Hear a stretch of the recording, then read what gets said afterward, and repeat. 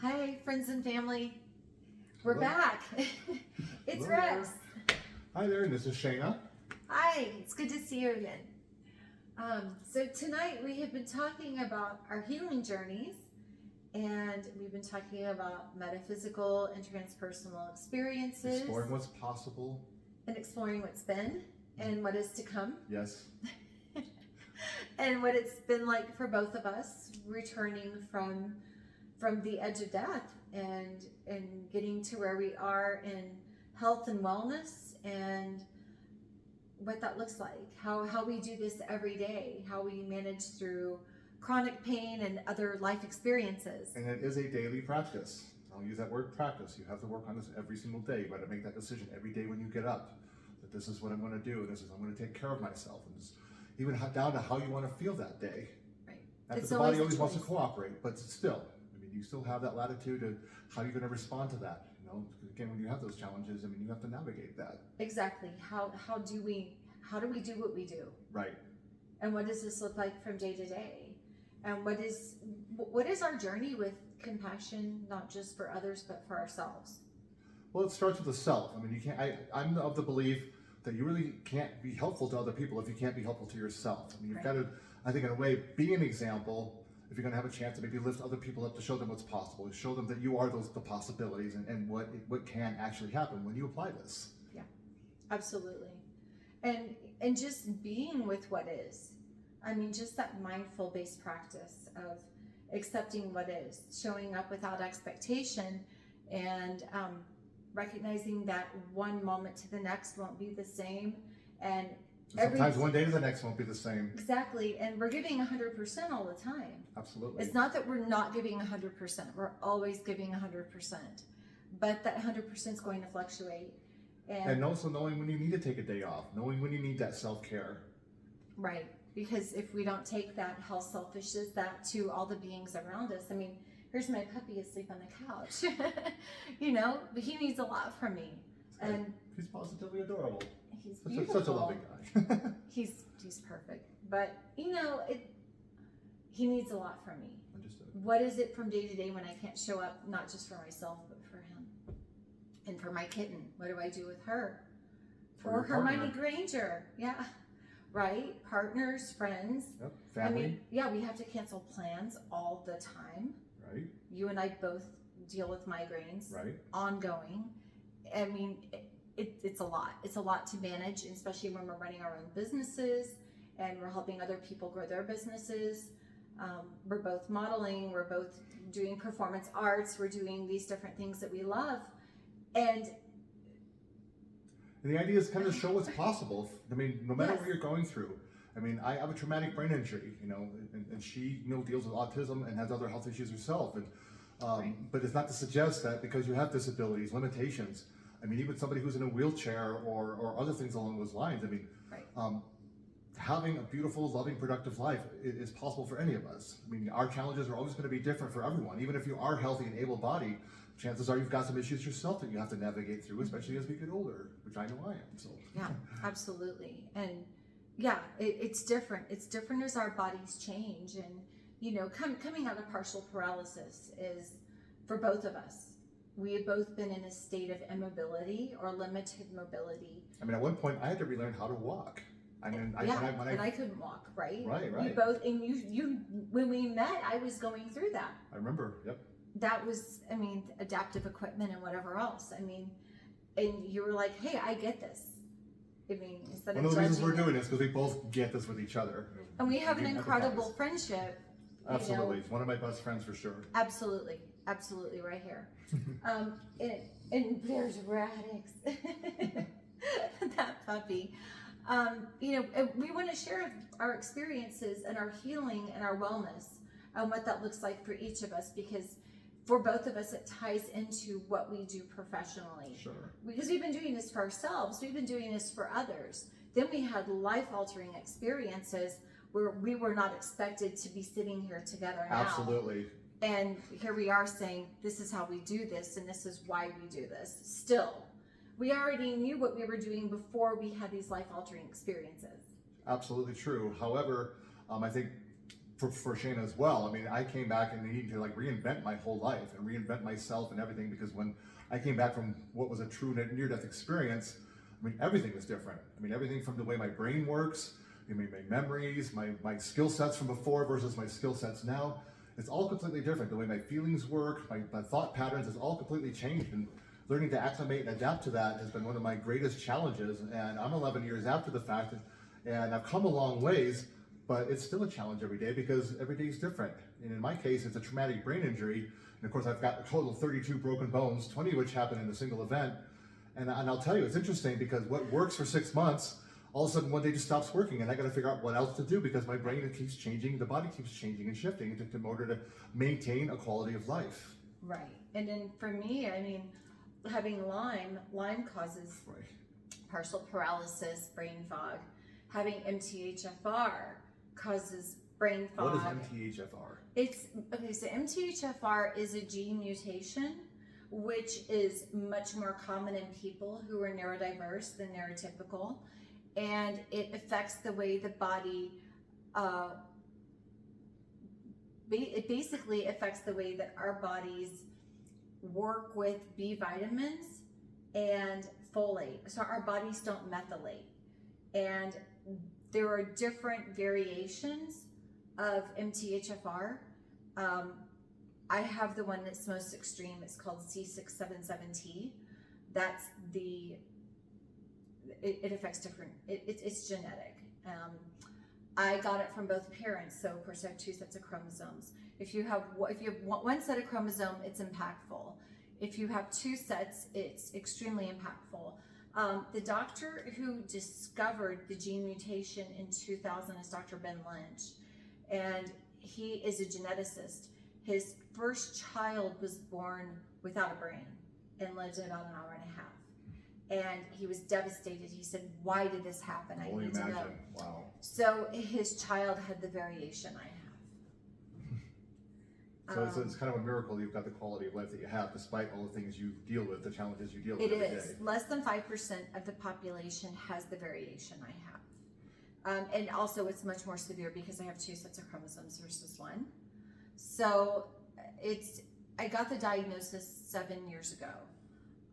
When my detox organs quit working and I was dying. But at the same time, I was diagnosed with Lyme, which we don't know how I got that. I've never been bit by a tick, and a lot of people I've met since my diagnosis have been diagnosed also without ever encountering a tick bite. They don't know how they have it. There's new studies that show that, and I'm not saying this is true for me because my history is very different than the average person, I guess, but it can be transmitted sexually, which is very interesting. Right. But that's a newer finding. But yeah, so that's just creating awareness. Can you take a moment to explain neurodiverse versus neurotypical? That's a great question. So a person who is You've got a great way of explaining it. When we were talking earlier, you've got a really nice way of explaining it. So a neurotypical person is a person who's neurologically typical. They are very average. They don't have any neurological diagnosis or disabilities or diseases or differences. So normal brain function essentially? Well, the brain function is normal, but the nervous system has developed normally. Okay. Like very average. There's just not really anything there. A person who is neurodiverse has neurological differences. So autism is a neurological disability. It's not psychiatric or psychological. It doesn't. The brain just works different. The brain is formed differently because the nervous system is formed differently. Makes sense. But it's not the other way around. Right. But it is a nervous system disorder. So I do have other neurological disabilities. And I do have other medical conditions which are side effects from neurodiversity. So the list of like medical issues and diagnosis and things, particularly with all the medical things that have since transpired Like in the last 7 years. Like that. Well, migraines, that started when I was 22. So that's been going on a little bit. Okay. That I wish it would have been a recent thing so I could have had a different quality of life a little longer, but I'm believing that one day these will go away. I just have to believe that. And I will just say that, I'm glad you said that, because I see a neurologist every other month. And the neurologist told me, because I've gotten crazy migraines because of this traumatic brain injury. He actually explained to me, he said, you know what, there are people that can have the worst migraines and even like clusters, and in my case, I can have migraines that can last like several days in a row. Yes. That one day you can wake up and it can all just stop. So know that that is actually possible. That possibility does exist. He said he has seen patients that are some of his worst patients that just one day said, you know what, I'm not having them anymore, and I haven't, and then not have them for the rest of their life. So that is entirely possible. So I'm holding out for that, for Same here. both of us. Yes. For both of us. We believe in manifesting miracles. Definitely. We're manifesting this together. And we've You witnessed can a few. manifest We've this witnessed with a few. us, The fact that we're please. both still alive, I think, is a miracle unto itself. Oh, absolutely. I mean, the doctors, just a few years ago, they gave me 5 weeks to live. And I had an appointment with Mayo Clinic that was scheduled for December, after school ended that semester, so grad school. I have my master's degree and graduated with top honors and accolades and things, which is incredible considering everything that was going I on. just want to say, because I've known her for years now, she's one of the most brilliant human beings that I know. Regardless of whatever That's very kind. maladies are happening, she's one of the most brilliant people I know. Thank you. Of course. That's, You know I'm real about that. well, I know you are, but I'm also astounded because I'm just me. That's part of your brilliance. Thank you for that so much. I'm really humbled. God, you're such a great friend. So I had this appointment scheduled with Mayo Clinic, and I had my patient ID. I had doctors lined up I was going to see, and they were going to help me navigate these series of illnesses. And as I said, it was 7 major illnesses that all surfaced at the same time. I've only named 2 of them here because I'm not here to spread my dirty laundry or just go into all kinds of this, feel sorry Well, the goal for is me. hope here. We're talking Exactly, about we're stuff, and the talking goal about is to show you hope. what's possible. We just want to share some of our That's why histories. I'm not going Kind into of all put a this little stuff. perspective on this. Yeah, that's why we're not going into the stuff, because why? Well, just enough to let folks know, and That there's stuff, but not to go into this. The story's not about stuff. The story's about the healing, the wellness, the miracles, the hope. Right. And that's what everything that we do is about. But when I was getting ready for the trip, the semester had ended. I was leaving in just a couple of days. So, plane arrangements were made.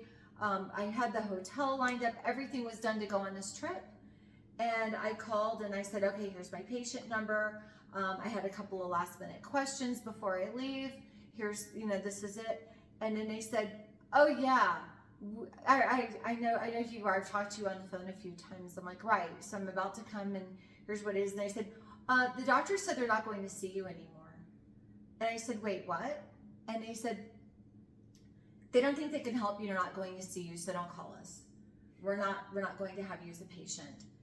And Much for the Hippocratic Oath. I fell to the floor sobbing. I was like, they don't care about me. They're going to let me die. Because I had, at that point, 3 weeks to live, according to several medical doctors. And I just said, I don't matter to them. I'm a number. They're about research more than anything, and they don't care about me. And I absolutely fell apart. I was like, they gave me a number, and I have less value than a number. They don't identify their patients by name. They identify them by patient numbers. And it was beyond devastating.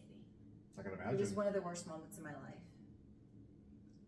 I mean, I cried so hard, and I couldn't get off the floor because I was crying so hard. I was like, okay, something has to change and a miracle has to happen, because this isn't tolerable, and this isn't how people treat each other. And this you just weren't ready to go yet, right? I wasn't ready to go, but I wasn't ready to go for one reason. It's because the work I do and everything I'm called to do in this life is centered around love. And I'm like, I'm called to be here to show God's love to people, to show the origin of love in the universe, to show that love to people, and to be that love, to live that love. And bring people together. Right, and to validate people with disabilities who aren't validated, who are dismissed and who are abused or mistreated, and animals as well, because I do a lot of healing work with animals and rescues. And I said, I'm here to love beings that have been shown that they're not lovable. I can't go. That was why I grieved and cried the most. It wasn't because I was leaving. It was because love couldn't show up. That's powerful. And that's all the reason to live. It is love. I'm trying. It's emotional even talking about that. I'm trying not to understand. cry. Talking about that, because feeling into those spaces of love so deeply is real. And for someone to believe that your value is so insignificant that love never needs to show up and that you can just be a number, it's beyond degrading. And it wasn't degrading to me, it's degrading to all the other beings I love that are just a number and are equally invalidated. It was a mirror, it was a reflection, right? Right. I was the reflection of the people and the beings I work with and what I'm called to do. And I fully relate to that.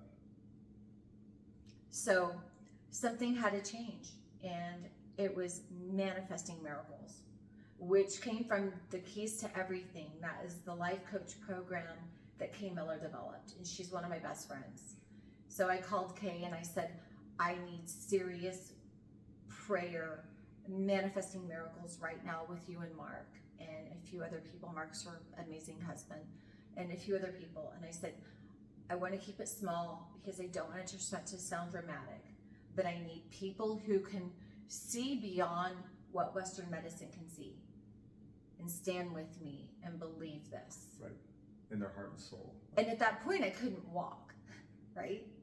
Like I would go for days at a time where I couldn't walk, and my body was locking where I could only move my head and my face a little bit and couldn't even fully turn my neck.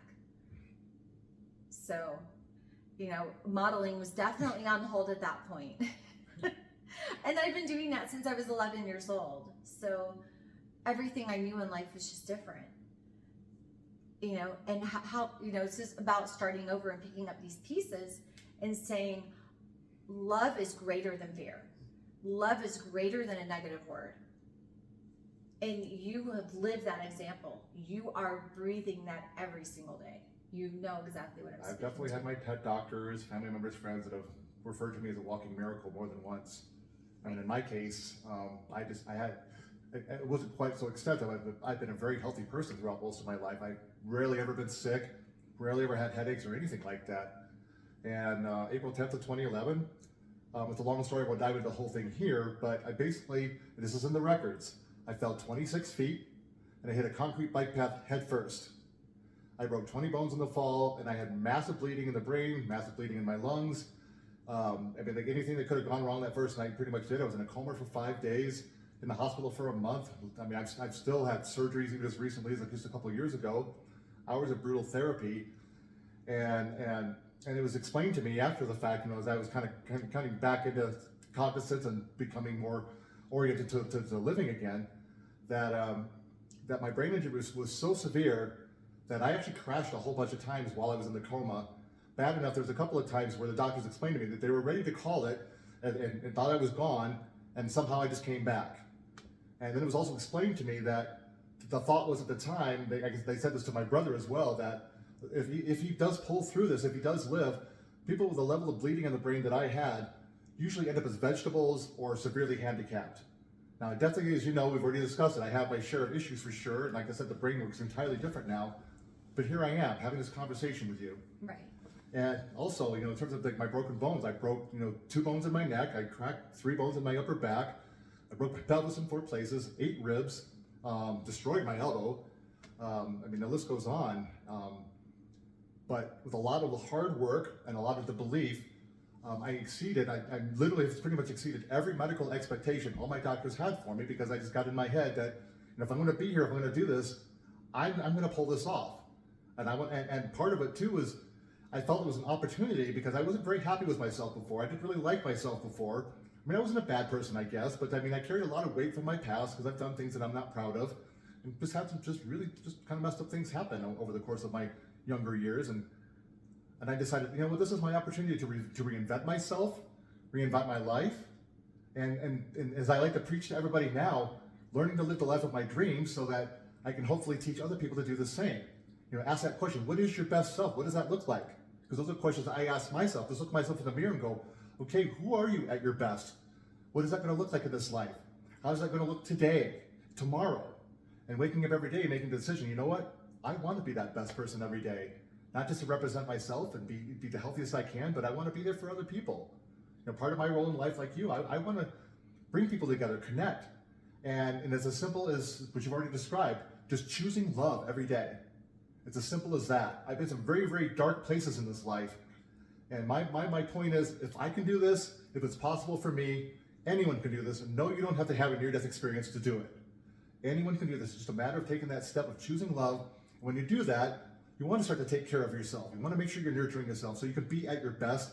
So when you want to reach out and help other people, you can be at your best for your loved ones, for your friends, you know, for Mother Earth, for nature, for you know, the doggies and kitties and horses of the world and everything else. Okay. I know it sounds hokey coming from somebody like me, but I mean it from the bottom of my heart. I hope beyond hope that by the time I take my last breath, I've made a real positive difference in this life, and somehow can leave this world a little bit better than I found it. Absolutely. And that just brings us back to, what do you dream? Yes, and you know, one part of my business is a retail store, and my catchphrase is, what do you dream about? And I think it's a great place to start. And we dream about love. Absolutely. Validation, love, acceptance, compassion. And if you don't have answers to the question, one place to look is, what did you dream about as a child? Yeah. How did you envision your life turning out when you were a child and dreaming about what it was like to be a grown-up? Yeah. I think it's a great place to start, kind of the most real, most authentic part of yourself, because children are real. Right. Children are real. They're not taught limits. That's why they dream of becoming or doing or being anything. Absolutely. No limits. Yeah. And that's why they can be 5 different things in a day. And sometimes life can kind of beat that out of us. I mean, it happens to most of us. Right.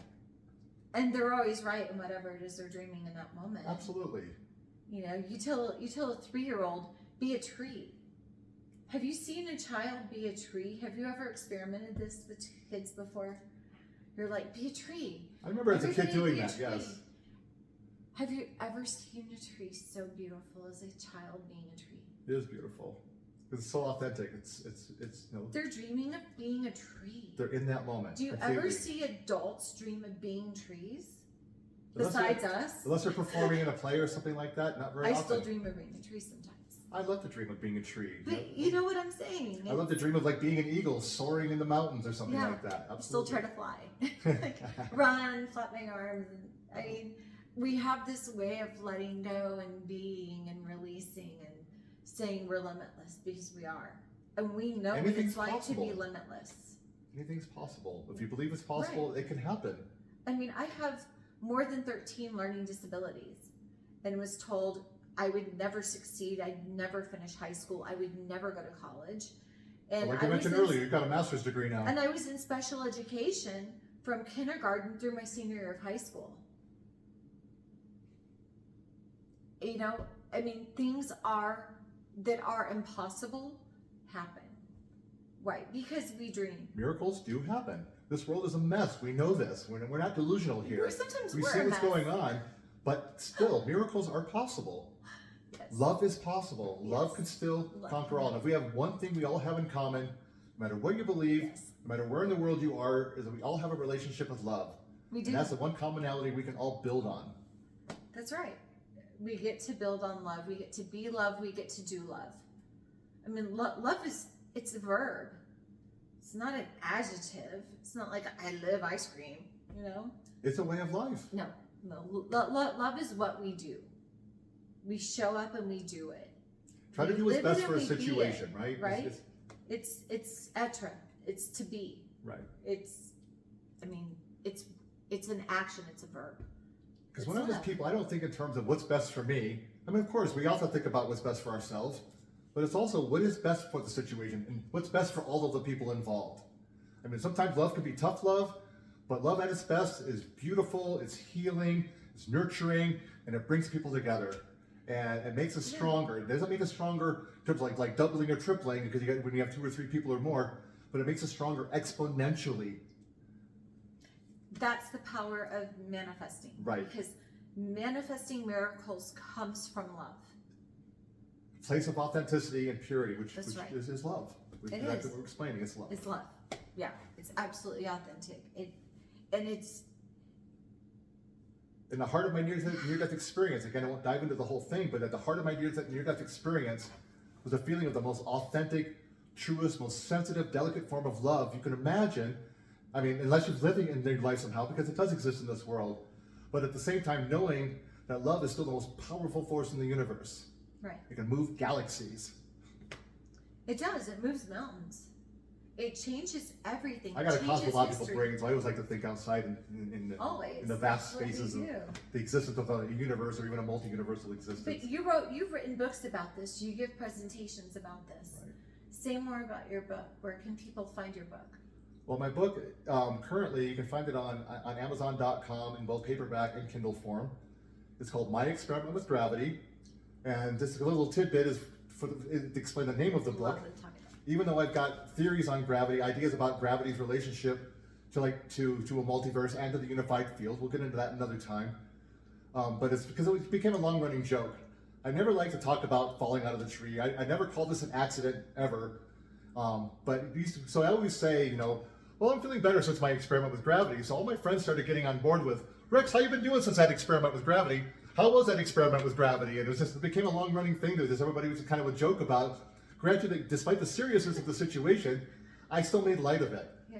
And so eventually when I was getting close to finishing the book, I still hadn't decided on a title yet. And it's like, no, My Experiment with Gravity.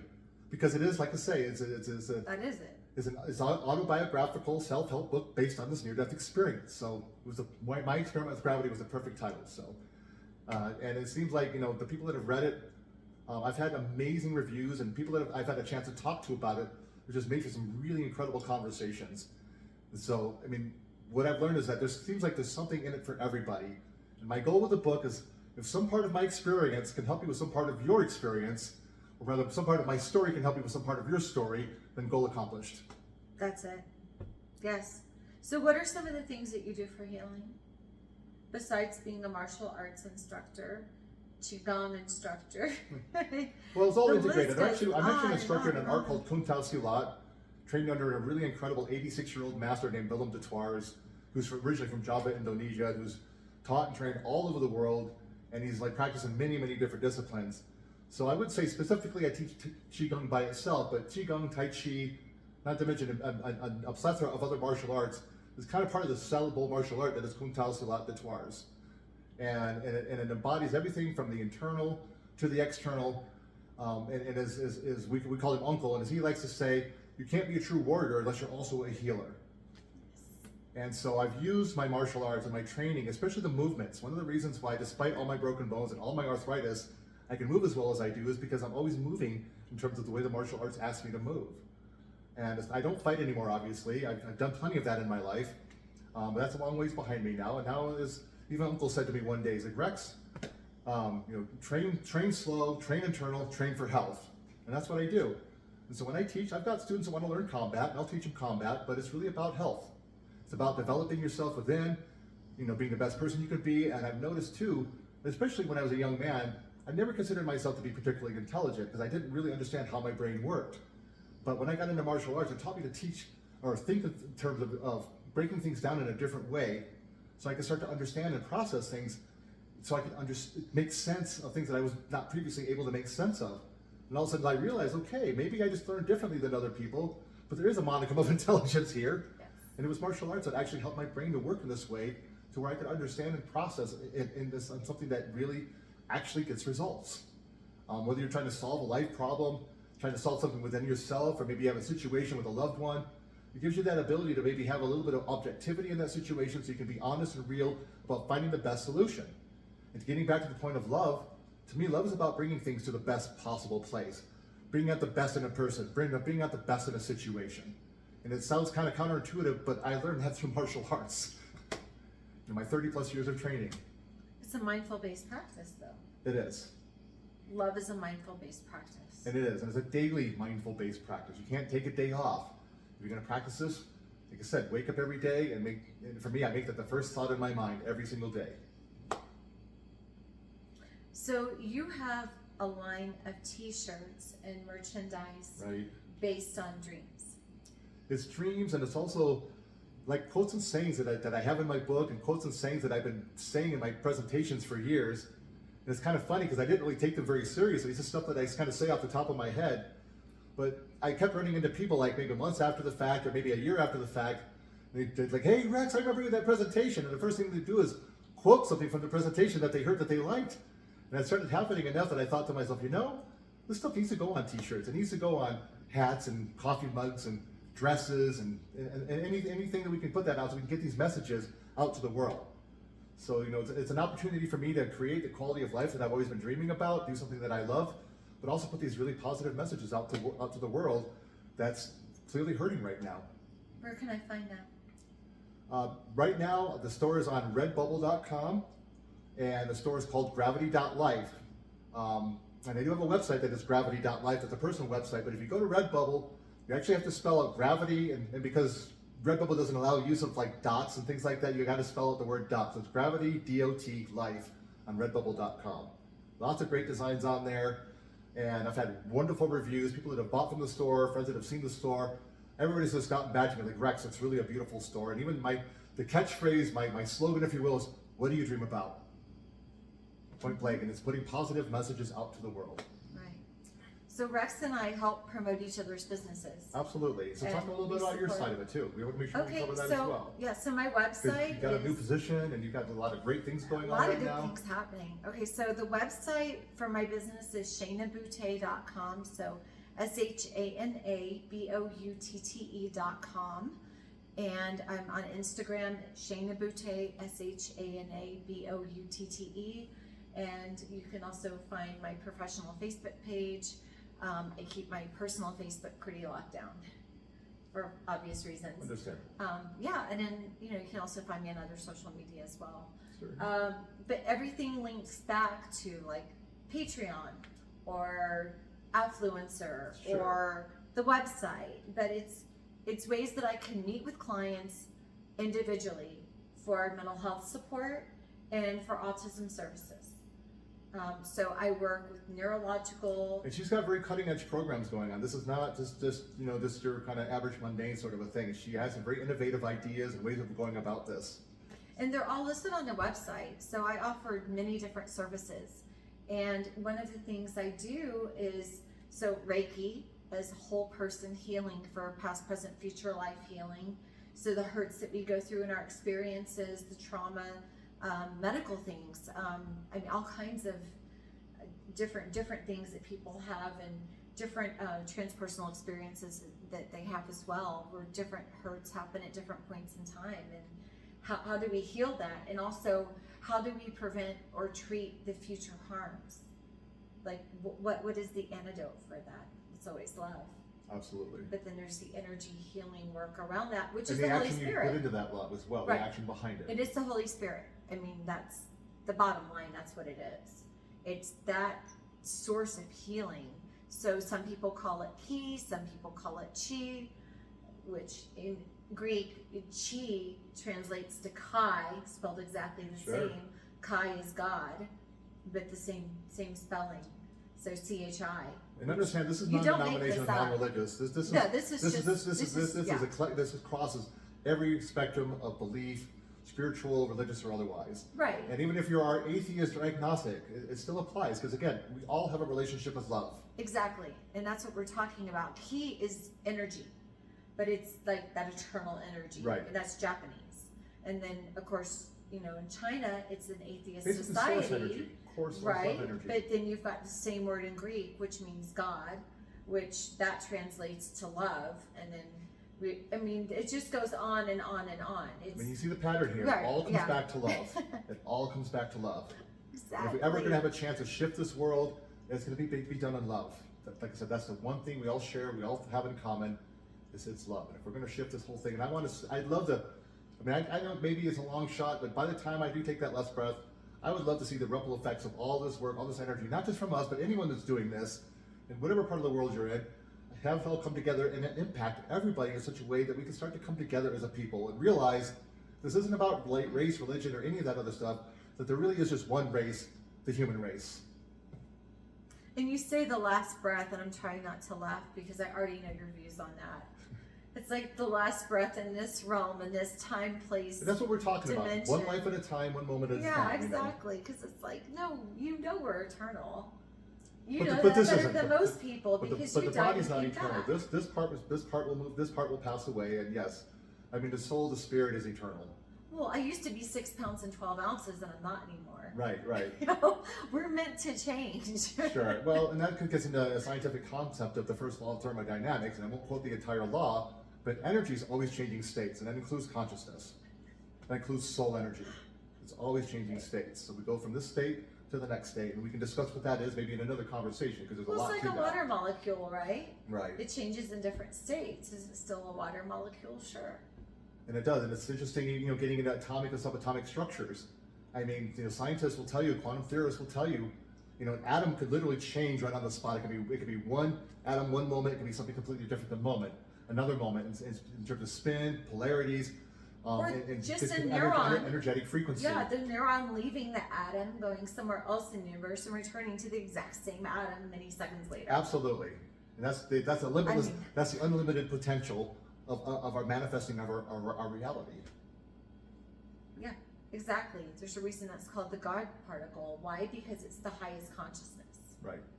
The consciousness to leave that specific time and space at a molecular level, at a subatomic level, not even molecular, a subatomic No, we're talking level. deep subatomic levels here. Right. Definitely, we're talking To go literally somewhere else. right from the point of the going from the unified field of pure probability and possibility to the first example of experience when you start seeing the first like quarks and the first bosons, of course the Higgs boson Right. being part of that. Yes. It's that window when it kind of passes through being at the first moment of experience, but on these very basic, fundamental subatomic levels. Right. And then having the consciousness to return to the exact same atom. And the Hindus have a beautiful expression: "It's all consciousness." It is. It's Yes. all consciousness. We can probably, I don't want to deviate, but it's not the brain that produces consciousness. The brain is a transceiver of consciousness. Exactly. Consciousness Because is consciousness deeper than is the everywhere soul. and everything. Exactly. It's Because universal. it's all part of the source, part of the same source of love. Even inanimate objects is all part of that same source. Because all creation came from love. Yes, it did. It wasn't created without a point, without an intent, without an energy called love. Right. And love's not about dark and light. Yes, there's dark and light sides of our experience and light and dark sides of love, but love permeates all things because it is the source of all things. But the darkness is the absence of love. It's the choice, right? The conscious decision. And I find it's still a relationship with love because the reason why it Right. gets to that point is because something about the love got twisted in that being, in that consciousness. Exactly. Hence the reason why it may have made the choices it's made. Yeah. Because it's always a choice. We It get to is. choose love. We get to choose love Yes, we do. at every moment. We do, At absolutely. every moment. As I say, it's a practice every single day. Right. If you're And- committed to this, whatever your philosophy or belief is, whatever propels you to be your best person, it starts with love. Loving It yourself does. and then sharing that love with others. That's what's so amazing about trauma work. I love trauma work. And there are people, I had a conversation last weekend with another mental health professional, and she was saying that her team had just hired a mental health professional who said, I love working with this population and working with addiction, but I don't want to do any trauma work. That's what she said too. And then that was my reaction. I was like, you can't do addiction work without trauma work. She's like, I know. She said she just wants to focus on the addiction. I'm like, what causes the addiction? Oftentimes it's trauma.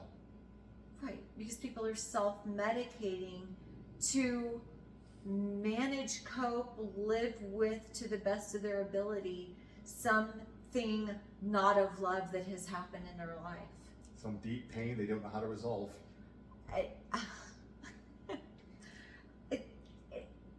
I was speechless. I was speechless. And you know, the way So if that you're going to cure addiction, you got to get to the source of the addiction, not just like stop doing it and be a strong-willed person and just stop doing what you're doing. You got to get to the source of where did it come from. yeah, You know, what started it? When did it start? Why? yeah, there's always a reason. I mean, we understand It's not that. an arbitrary thing. I've been No. through addiction. It's not an arbitrary thing. And a lot of times it's not even a choice, it's a last resort.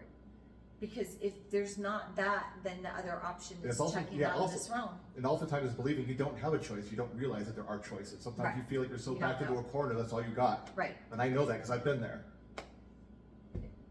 You get how deep that resonates then when this person says, Yeah, I wanna I've been work with suicidal in addiction. this life because of it. I was ready to end it, you know, because I felt so weak and so broken. I didn't know what to do about it. So all I had left was just to escape into it over and over and over again. And all it did was just make everything worse and worse and worse until I hit a bottom, a really, really horrible bottom. I mean, it's a storm that you're either going to run into to get through the storm faster, you're going to run away from the storm and the storm's going to chase you and you're just going to remain rained on for a really long time because you and the storm travel at the same rate. Right.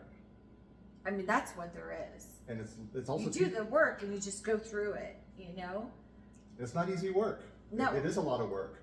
And sometimes trying to get in touch with what caused it, the trigger, the catalyst, sometimes that's the most painful part.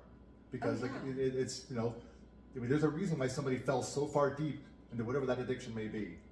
And, you know, there's a reason that... I mean, nobody wants to be addicted. Right. Nobody wants drugs or whatever it is, you know, whatever they're addicted to take their life over and basically ruin a life.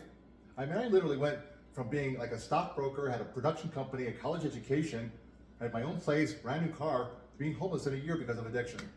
This was much earlier in my life, it was a long, long time ago, but I know what that's like, and I remember all these years later, I know why I went through it, and I understand the effects of it, and I remember the helplessness and how weak I felt and how broken I was and feeling like I was helpless to do anything about it because I had nothing left inside of me to do anything about it. And it wasn't until I finally realized, okay, maybe I do have some options here. Maybe I can start taking some baby steps here. And I will tell you it works because baby steps after a while, they add up. And once you kind of look back and realize, you know what, I'm starting to make some progress here, that could be part of that spark of motivation to say, you know what, I can do this. I can get through this and there is a way through this. You find it and you do it. Motivation's everything. Motivation and inspiration, yes. Now, with school, especially K through 12, I didn't have inspiration, but I had motivation. And that was just, oh, these people told me that they called me names. And these are professionals and these are teachers and some of them are peers. And I was labeled retarded. Ouch. Yeah, but that was the title that was given to me by a lot of people with a lot of degrees and expensive pieces of paper and levels of authority. And it's hard not to believe it. As a child, it's hard not to believe that. When somebody says that to you, you can't help but take it to heart. And when you're a child, sometimes you don't realize you've got a choice to maybe agree or disagree with that. And I mean, I had some abuses with teachers when I was a kid too, and I know it did a lot of damage. This isn't a word that we use ever. And I don't like that word, whether somebody is mentally challenged or whatever they may be, because I'll tell you, intellectual since my challenges are NDE, real. since my head injury, I mean, I definitely am slow in certain areas. If somebody really wanted to, they could publicly diagnose me as being retarded in certain areas. But what a terrible word. How degrading to a person. It just means your brain just works different. What I've learned is that I still have my strengths. I still have areas upon which I am still productive and can still do something potentially great in this life, regardless. And intellectual challenges is what brought me into the field of helping relationships before I knew what autism was. I was studying autism 3 years before I was diagnosed with it. I was 26 when I was diagnosed. I had a late life diagnosis. I was already studying and doing the work with autism, the work in the field. What made me want to work in the field was knowing somebody with intellectual challenges and loving them. From the time I was 6 years old, I worked with her and would go to her house and teach her things and spend time with her. She is my inspiration for the career, but I didn't have an inspiration or reason to want to get through school. I just knew that I was doing it one step at a time. And for every time professionals would say, you're not material for my class, you don't belong in here, you need to go back to the resource class, you can't function in a regular class for this subject, you need to, every single time I was told whatever, and I would just look at them and I knew these teachers were right, and at the same time I would think, just watch me, just watch, just wait and see what happens. And it wasn't a show-off thing, and it wasn't a, I'm gonna show you. There was no ego in it. It was, just watch, just wait and see what's going to happen. Because I knew that I could learn, because I would go to school to learn, and I wouldn't learn a thing. And I'd come home from school and I'd teach myself. Because I wasn't learning at school, I didn't learn in that setting. Right. It was incredibly frustrating, and I think it was even more frustrating for my parents. My dad would spend maybe 5 or 10 minutes with me trying to do homework, and he'd get so frustrated and fed up he'd have to stop. And it was to the point where I got 2 to 3 hours of sleep a night because I was doing homework from the minute I got home from school until 4 o'clock in the morning. By the time I got ready for bed and went to sleep, it was 4:30. Then I have to get up at 7:30, 7 o'clock, or 7:30 in the morning to get to school, to be there on time. So I got about 2.5 hours of sleep every single night in junior high. That's how I made it through 6th through 8th grade. And my hardest year was 5th grade. High school was a nightmare, especially since we moved so much. That was, between school in Houston and then in Rochester, New York, then Palm Beach, and then in Syracuse. It was just going for all these schools. It was so much. And It's pretty overwhelming for a child. particularly when nobody's helping you with transition skills. I had to develop those to stay alive. Now I'm really good at transitioning skills. Right. I get to help other people with that, but I learned the hard way. That's part of the innovation of what you do and what you teach and how you help people. It is. It absolutely is. All these major challenges I had in life, the things that we avoid doing to people with disabilities, are the things I had to face head on, but they gave me a unique skill set. And a unique perspective, which is obviously pretty helpful. Right. But then in the 90s, I started studying nutrition when I was 12. And I helped develop autism diet in the 90s. So this is when Sunrise was just becoming popular and being used in the autism field. It was that long ago. Then using myself as a guinea pig and figuring out what worked and what didn't work, and then modifying diet so much more since the discovery of MTHFR and what the needs are with nutrition surrounding that, and how many people with autism also have MTHFR, and just neurodiverse individuals with that. It's taken on a whole new realm. And when I was at the most sick I was, for 3.5 years, I could only eat 4 foods. That's all my body would tolerate. I'm now eating more than 30 foods. And one of the main things that helped make that happen was introducing Purium to my life, which is an organic whole food company, whole food line. They meet multiple organic standards. There's no dyes, there's no fillers, and the foods were created for autism and MTHFR. And when I was introduced to this plant-based nutrition, whole food, my body started absorbing nutrients in a way that it hadn't. And for 2 years with the illness, I plateaued. And after taking the super amino 23s for 1 week, my body got off the plateau and I started recovering in ways I hadn't been able to. And mobility improved, range of motion improved, endurance improved. These massive changes in my body started to happen. 10 years fell off my skin. I mean, my face And it just goes to started show that aging in these reverse. miracles do happen. And now I sell this nutrition. I've been providing this care for people. I continue to. I believe it. I eat it. I drink it. I love it. I live in it. I mean, I take many Purium supplements a day because they're whole food. I don't have to take them with food because they are food. And Nice. that has just been the biggest change for me. It's been unbelievable. The testimonies and the tears and the joy and the experiences I share. I make videos and post them on Instagram or Facebook about my experiences with Purium and how wonderful this is. And now, A lot of our videos are pretty short, so don't, I mean, we decided we were gonna have a conversation tonight, just really share some things and kind of get real with everybody about, you know, where we've been, our stories, and again, really showing what's possible. Absolutely. And I have, you know, I have a background in working with eating disorders. I've overcome eating disorders, and I have certification working with nutrition. So this is part of what I do in mental health care, but this is part of what I do in daily life. I mean, this is day-to-day. But you practice what you preach. And I have been since before I knew Purium existed. It's just now I have a much better quality of life and nutrition because of it. Understood. It's such a difference.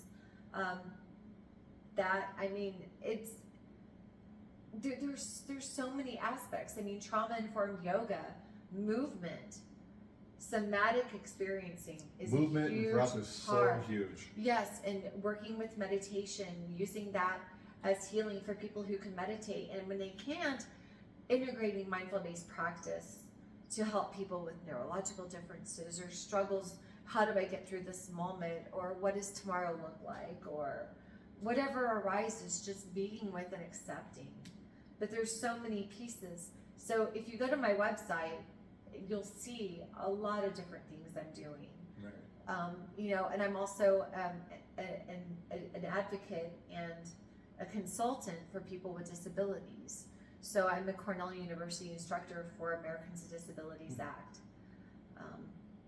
And I'm certified through Cornell to teach the program, and I don't teach it through them, but I do use it for clients looking for services and looking for ADA help and needs, and working with Social Security and other things, and especially advocacy from ARDS to employment, and that includes like postdoctoral education or executive positions with companies. I mean, it's not just how do I get a job at a superstore, or how do I become a clerk at a gas station, or it's not about giving a company the right to say they hire people with disabilities and then 3 months later let that person go because of their disabilities, where they get the bragging rights saying we get to hire people with disabilities, which does happen. This isn't that. This is helping people maintain employment and also making sure the employer's needs are met at the same time.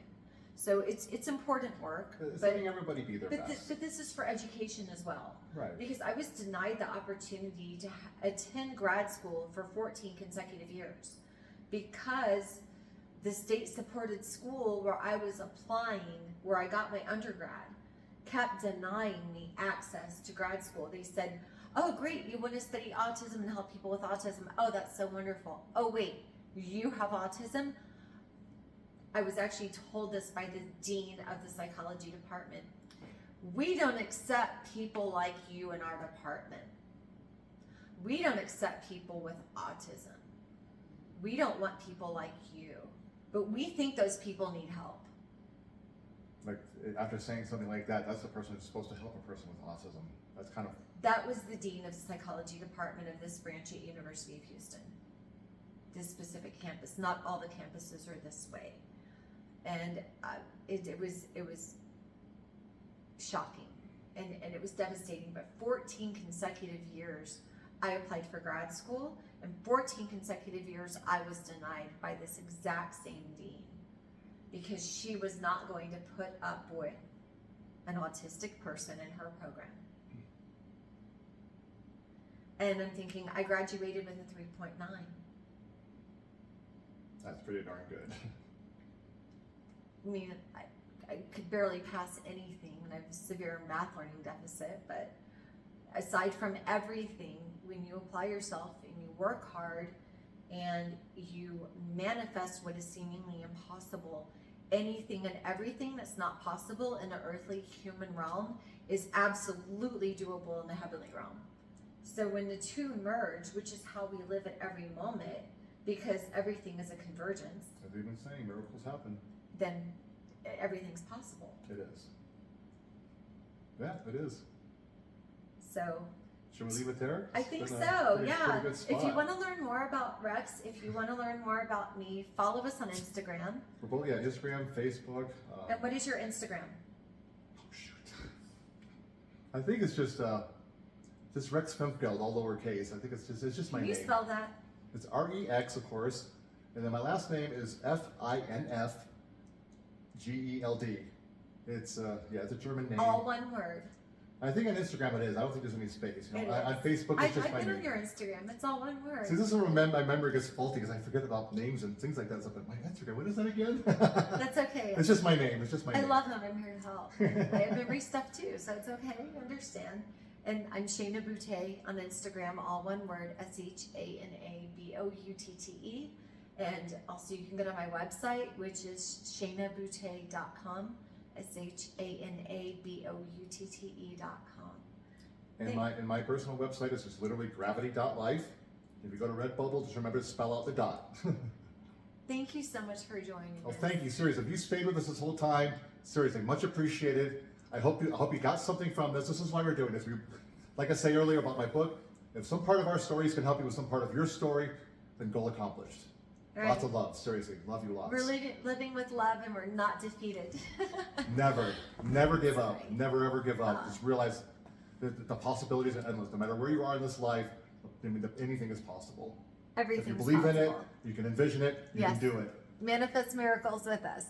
Absolutely. Well said. Thank you. Have a great day. Peace.